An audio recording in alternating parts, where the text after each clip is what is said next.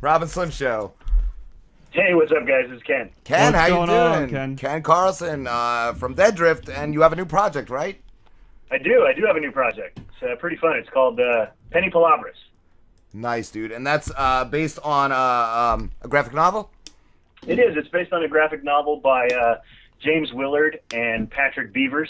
It's kind of like a dark supernatural noir story, maybe a little urban fantasy. Nice, dude. And real quick, could you give a synopsis for our audience? Because I don't want to butcher it. Yeah, absolutely. So it's this young girl named Penny. She's 17. She's a high school student, and she's being haunted by this thing called the Straw Man. It's this really spooky, scary dude, and he's just hassling her, and he's kind of getting stronger. She's worried that he's going to hurt her friends or her family, so she starts distancing herself from her friends and her family while trying to figure out a way to get rid of this thing. And she ends up just kind of digging herself deeper at every turn, trying to get rid of this thing, and things kind of snowball out of control. And that's essentially the premise. Nice, dude. Did you have to get permission to do it? Interestingly enough, the author of the comic actually, so it was last, probably September, I was finishing up Dead Drift, and we were having a conversation one night, and I was thinking about what I wanted to do next, if I wanted to do another season of Dead Drift, or if I wanted to move on and try something else, because I worked on Dead Drift for a very long time, so I was definitely looking to maybe change it up a little bit and take a break from that. And he asked me, just in our conversation casually, like, hey, how about Penny Palabras? And I was like, oh, that's very interesting. Cool. And he had run a Kickstarter a few years earlier for that comic. So I told him I needed to read it again before I could give him an answer. So that night I read the comic book again, and I was like, you know what, this would be really fun. It would be really cool. It would also be very challenging. And that's what I was going to ask. Is it a challenge converting it to like a script for like screen compared to just being the graphic novel? I think that was definitely a bit of a challenge. Because there are different beats and different notes that hit in a comic versus a screenplay format. But that wasn't actually the most challenging part. I think the most challenging part, versus Dead Drift was, with Dead Drift, it was just, sets that we built in the garage, and the shots were all locked off, and we just stand there and be jackasses for a while. Whereas with this, we've actually got to plan out shots and try to make sure we get good audio and actually work cinematic storytelling. Compared to this, Dead Drift was super easy. Is it a big change going from comedy to drama or horror? It is weird, yeah. Comedy is like my first love, and there's not a lot of comedy in Penny Palabras. It's a really dark story. We tried to put some comedy here and there, but it is definitely unusual. It's uncharted waters for me, for sure. Yeah, I started reading it last night. The only reason I stopped is because it was like 4 a.m. It's a really cool fucking graphic novel, dude. It's awesome. It is. It's really tight. I kind of describe it as, at least not the graphic novel, but the web series that we're making. I call it Donnie Darko meets Harry Potter. When will the first episode drop? So we're still filming right now. We got quite a bit more filming to do. We're trying to get it done by October to kind of coincide with Halloween. I can't really make any guarantees as far as that goes. We don't even have everything filmed yet. Post-production will take a little while after that as well. So at this point, tentatively, we're targeting Halloween 2017, but we'll see what happens. Nice, dude. What how did you find the cast? Did you use anybody that you knew from previous projects or Dead Drift?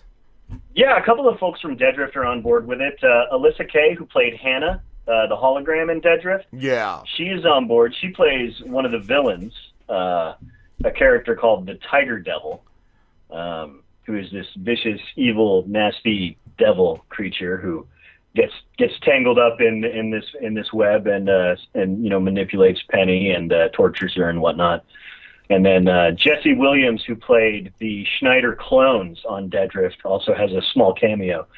Other than that, we got a whole bunch of new people that I've never worked with before, and then I, connected with some old crew folks that I used to work with in the past, like Travis Blood, and so he's been working with me really closely on this as kind of a director of photography. Cool. And that was one of the things I wanted to do on this as well, is kind of take myself away from doing every role and wearing every hat and try to actually put together like more of an actual crew where different roles would be, divvied up amongst the different people. So we've assembled actually a really fantastic team of people, and some of them have just come on board like randomly. They've seen that we post stuff on, Facebook that we're doing this, and they're like, hey, I'd love to help. And we're like, all right, come help. And then they come help, and we're like, they're fantastic. And we're like, we'd love to have you help all the time because, you're awesome. So, yeah, it's been a lot of fun. Nice. What are some of the characters? You said the straw man. Like, what is he? Why is he after Penny? Like, does he just want to be buddies, or? It does kind of seem like maybe he just wants to be buddies, huh? He's like, hey, Penny, what's up? Let's hang out. And she's like, no, you're scary. Go away. So there's definitely. Maybe that's what he's waiting for. Man, that just took a weird turn. I don't think that's the story we're telling. But, that could be a spin-off. Right? That could be a Patreon That's going to be some weird fanficky fun somewhere online one day. Right, yeah, you never know what's going to happen with fan fiction. And I guess, am I still there? Yes. Oh, okay, cool. Everything just went all quiet all of a sudden. I was like, what happened? It got real. It did get real. So he's kind of obsessed with her. Is the sensation that we want people to get? He's not necessarily trying to hurt her. He's just obsessed with hassling her and torturing her and kind of making her his. So it is a very possessive kind of character, and he essentially isn't ever hurting her. He's just kind of making it so that she can't sleep. And then he starts threatening her friends and family, and so that stuff gets her kind of worried. And what we did with him is, if you looked at the comic, you saw he's kind of got a very shadowy form with kind of almost like a wooden face. So, yeah. I conceptualized this mask with sticks on it, and our special effects guy James McEwen started building it, and it came out looking really cool. Nice. And one of the early kind of test shoots that we did with it, we uploaded one of the pictures, and someone said that it looked like Groot.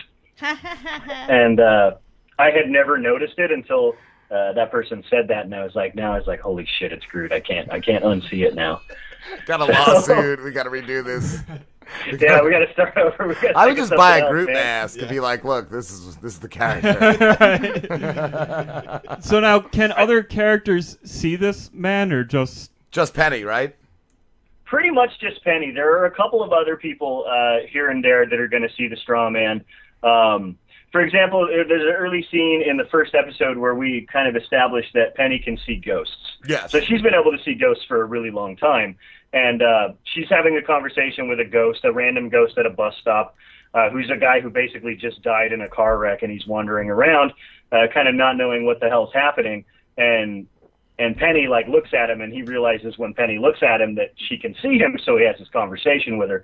And then during the conversation, the straw man pops up, and he's like, what the hell is that thing? And she's like, that's the straw man. And he's like, oh crap, is he here for me? And she's like, no, he just follows me around and pesters me. And he's like, well, fuck this, I'm out of here. And he leaves. So kind of hinting that the other spirits know this man is this guy's bad news bears.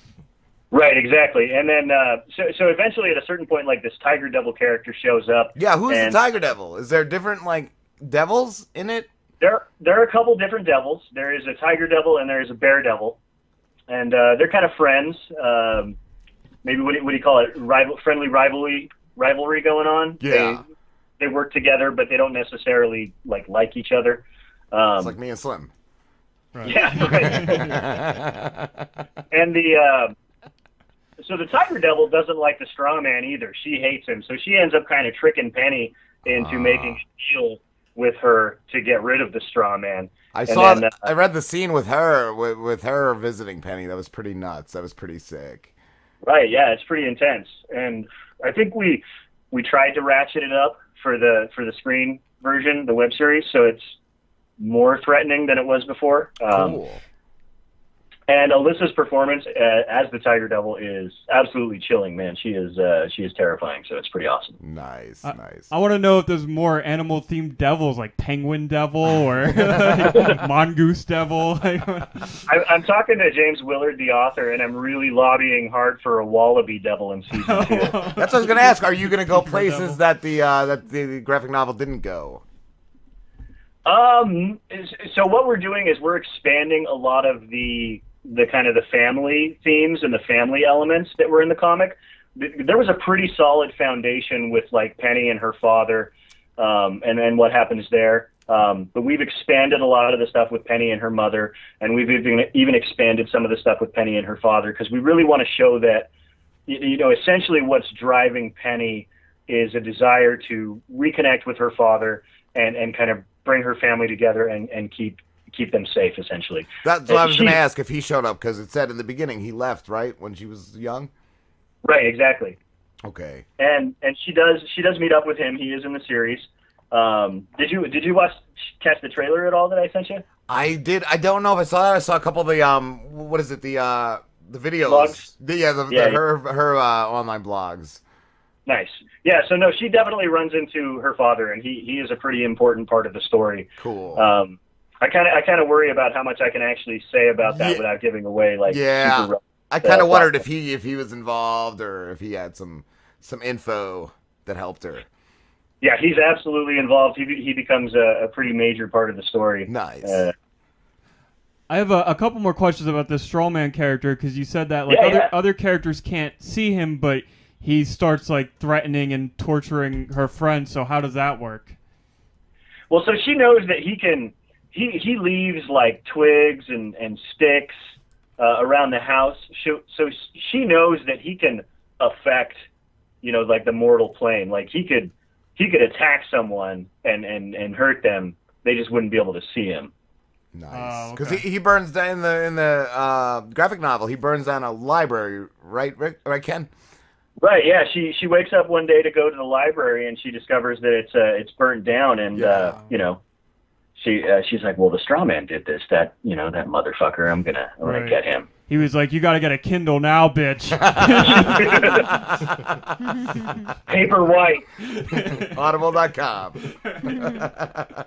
You want to get the non-subsidized one, so you don't have to deal with those stupid ads, though. For sure. Like, what are you advertising to me? This is stupid. So, Ken, are you working on anything else, or just this right now? This is pretty much it for the moment, man, and this is pretty much this is consuming the vast majority of my time. Yeah. And it's great. I mean, it is absolutely challenging. It is absolutely bigger in scale than anything I've ever done before.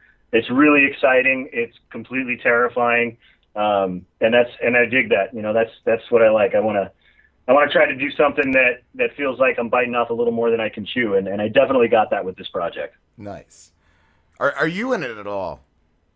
I, as of right now, do not have any slated cameos.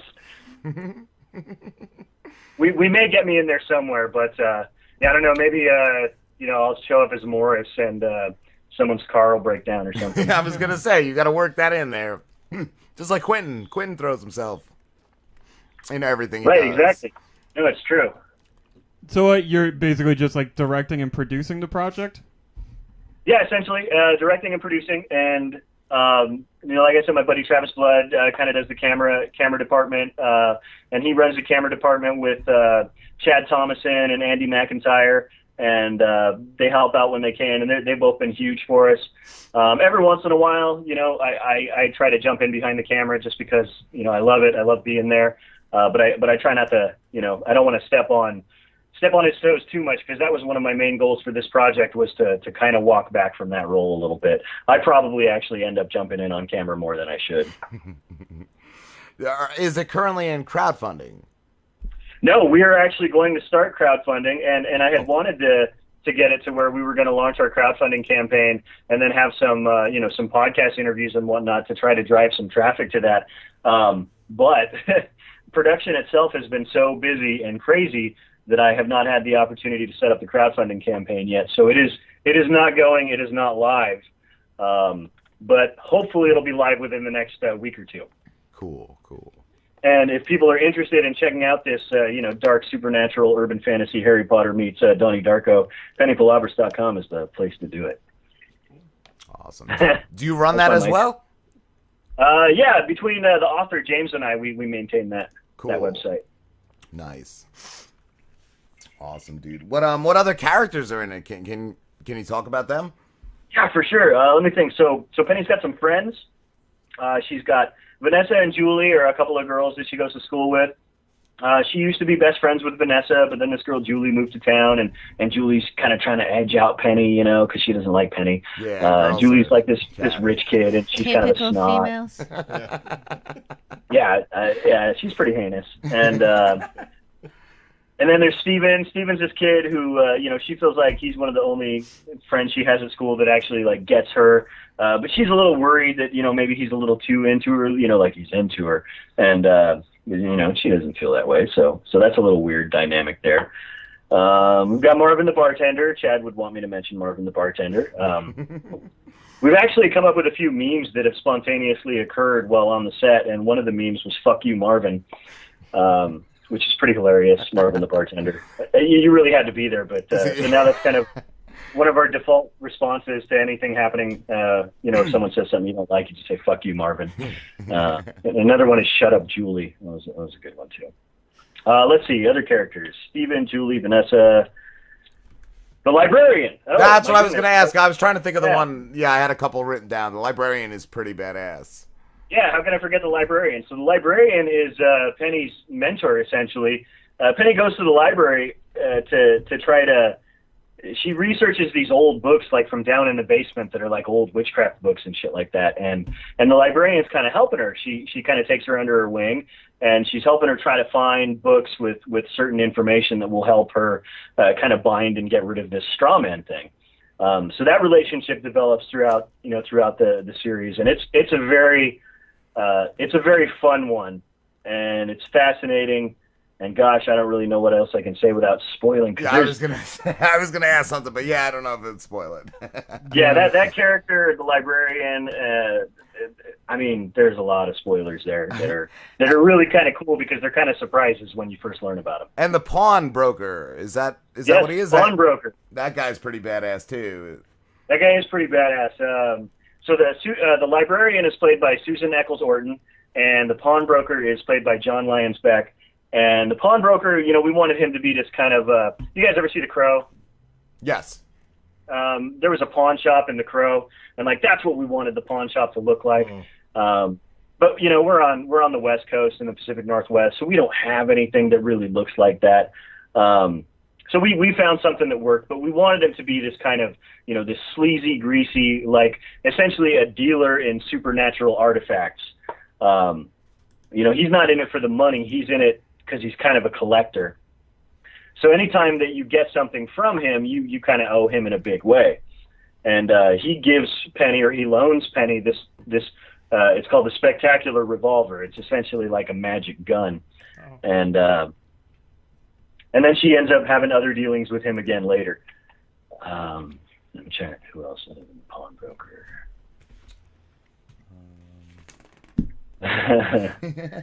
So I used to prepare for these things, but then I stopped. I have a question. You guys mind if I ask a question? Not at all. What in terms of like a day in production? If you could sum up a day in the life in 30 seconds, what happens from morning till night for you?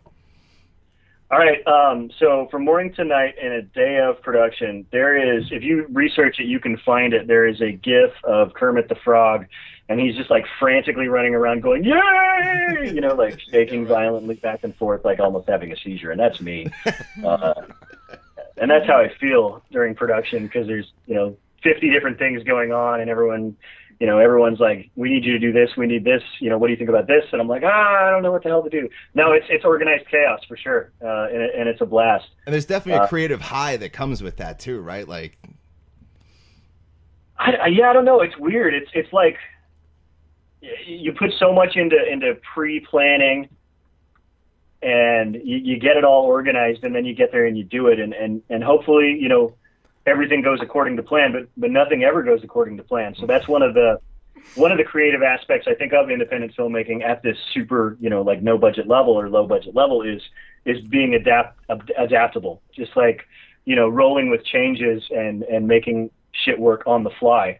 That becomes one of the larger components of making this stuff work, is just being fluid. And I love that shit because I've never considered myself a planner. I'm more of an adapter. So I try to plan as much as I can, and then, but I know that whatever I plan is most of it's gonna go out the window. And then when it comes time to improvise, that's where I feel like I actually really, really shine. That's where cool. That's what I was gonna say. Like, you kind of have to, right? You absolutely have to. Right. I mean, maybe people that are better at this than I do don't have to, but I have to. Well, for you, like, if you didn't do that, you'd probably just be angry and disappointed half the time, right? Yeah, probably. Most likely. I'm probably angry and disappointed most of the time anyways. I've learned to hide it really well. That's how I live my life. That's the creative life. It's always best to push your emotions deep down. Yeah. That and grab your ankles and hope for the best. Yeah. Right. That's I grab all those stupid emotions and I stuff them in a ball in the pit of my stomach, and then I try and crap them out. It doesn't always work. It's a much better way to live. You get more done that way. You don't feel right. All about efficiency, so Right. Fuel efficiency. It's been kind of cool having like a specifically designated camera department with with Travis and Chad and Andy. That's when cool. we get to a site, and we're like, okay, this is what we're doing, and then I just let those guys go, and they're all competent enough and they're good enough at what they're doing that I don't even have to oversee them. I just let them go and let them do their thing. And every once in a while they'll call me over to check on something and I'll be like, yeah, no, this looks great. You guys are doing awesome. And then I can go back to, working with, telling the makeup artist how we want the makeup or talking with the actors about how we want to play the scene, or dealing with other little things that are always coming up. So that part of it has actually been very awesome. Nice, dude. My crew kicks ass. I can't say that enough. Every member of my crew and all the cast, they're all phenomenal on this thing. And if you guys get a chance to check it out, just like the actors, actually sometimes I get kind of scared watching these actors perform because I'm like, somehow I feel like what we're doing on our end, like of the technical side of things, is going to fail to do justice to what they're doing. Wow, that's rad. Yeah, they're really good, man. I'm kind of blown away. Cool, man. Ken, we have to wrap this up, dude, but where can everybody find you and the project? You can find Penny Palabras at pennypalabras.com or Twitter at Penny Palabras or Facebook.com/pennypalabras. If you want to be friends with me, that's cool, man. My name's Ken Carlson. I've got a Facebook and a Twitter, Kenzo FKC.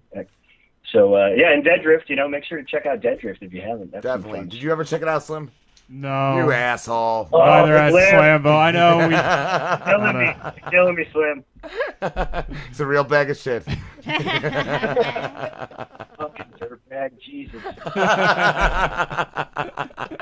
Ken, you rock, bro. All right. Later, dude. Have a good one, guys. Ken. Take care. You too, brother. Peace out. See ya.